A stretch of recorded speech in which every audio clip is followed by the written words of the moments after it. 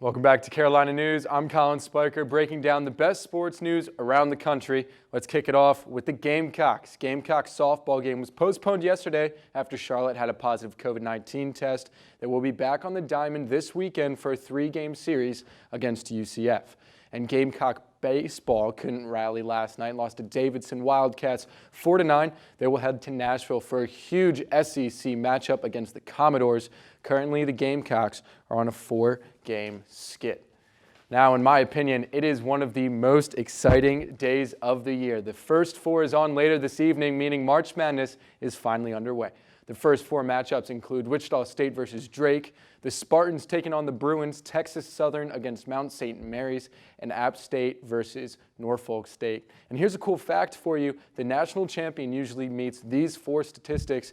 They're better than 37% from deep, better than 70% from the charity stripe. They hold opponents to under 71 points a game, and they don't turn the ball over more than 14 times, 95% of the time. That is right. And the only number 1 seed to check off all 4, the Michigan Wolverines. And lastly, we move to the NBA. The Bucks and Sixers clashed off last night in Philly.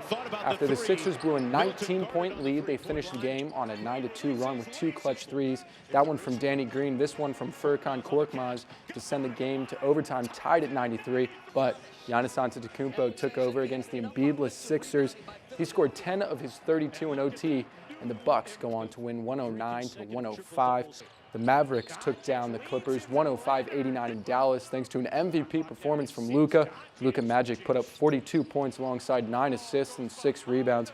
He may be moving up the standings in the MVP race, especially with this injury that Steph Curry suffered last night. He suffered a tailbone contusion and exited the game. There is no timeline for his recovery yet, but any sideline time could affect his MVP race. And making a good case is the Beard, James Harden. He finished with 40, 15, and 10 in Indy last night, now averaging 25.5 points a game and a league-high 11 assists. Harden is leading the Nets in the Eastern Conference. And guys, the Nets are looking scary with Harden being able to play the way he is with Kyrie and KD out. Who do you guys have coming out of the East? Hey, what's going on, guys? Welcome back to Carolina News. I'm Collin Speicher, bringing you the latest news on sports. March Madness is heating up as last night the Sweet 16 was set. A few notable games. The USC Trojans demolished Bill Self and the Jayhawks 85-81. The Oregon Ducks took down Wooden Watch nominee Luka Garza and the Hawkeyes after Garza put up 36 points, 95-80, a 56-point first half from the Ducks. Michigan stretched a 14-1 run late in the second half and survived against the LSU Tigers 86-78.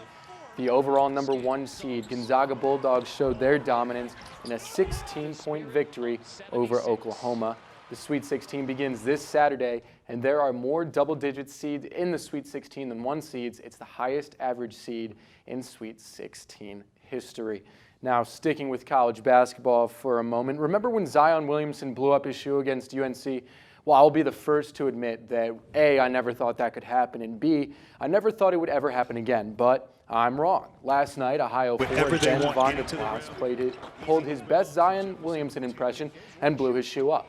About halfway through the second half, he had to put a different shoe on his right foot and keep playing. Thankfully, he is okay and didn't sustain any injuries, but the Bobcat Cinderella run ended there, losing to Creighton 72-58. Now, on the women's side of the ball, the South Carolina Gamecocks will go head-to-head against the number 8 seed Beavers of Oregon State.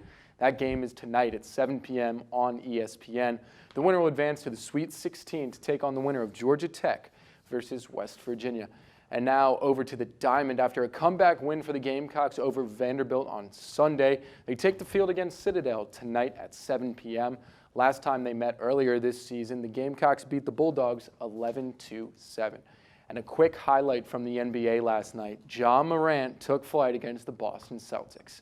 After a steal by Dylan Brooks, he throws up a lob for Ja, who finishes the jam. Lob!